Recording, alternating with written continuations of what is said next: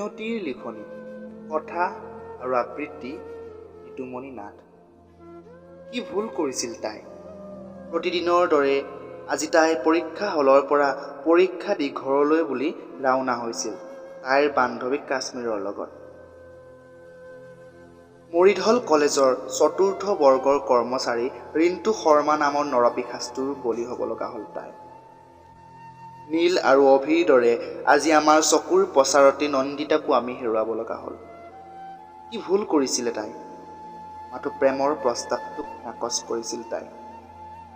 আজি পৰীক্ষা শেষ কৰি তাইৰ বান্ধৱী কাশ্মীৰৰ লগত একেলগে ঘৰলৈ বুলি ৰাওনা হৈছিল। কিন্তু নিয়তিৰ লিখনি কোনেও মচিব নোৱাৰে।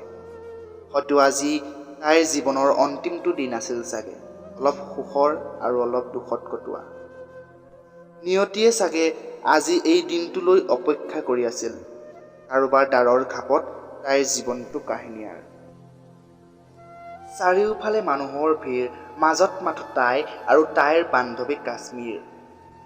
মূৰৰ পৰা বব ধৰিছিল ৰঙা তেজৰ সোঁত। তাৰে এজনে তাইৰ মূৰত গামোচা এখন বান্ধি দিছিল আৰু ডক্তৰে দিয়া বগা কাপোৰ। কি ভুল কৰিছিল তাই যে আজি তাই তেজেৰে ৰাঙলী হ'ব লগা হ'ল? সেই পাখণ্ডটো তাৰ ঘাপত আজি তাই বৰকৈ কান্দিছে। বহুত বিষ অনুভৱ কৰিছে তাই। নীল আৰু অভিক হেৰুৱাৰ দৰে আজি আমি নন্দিতাকো হেৰুৱাব লগা হ'ল। কি ভুল কৰিছিল সিহঁতে? নিয়তিৰ লিখনি কোনেও মচিব নোৱাৰে।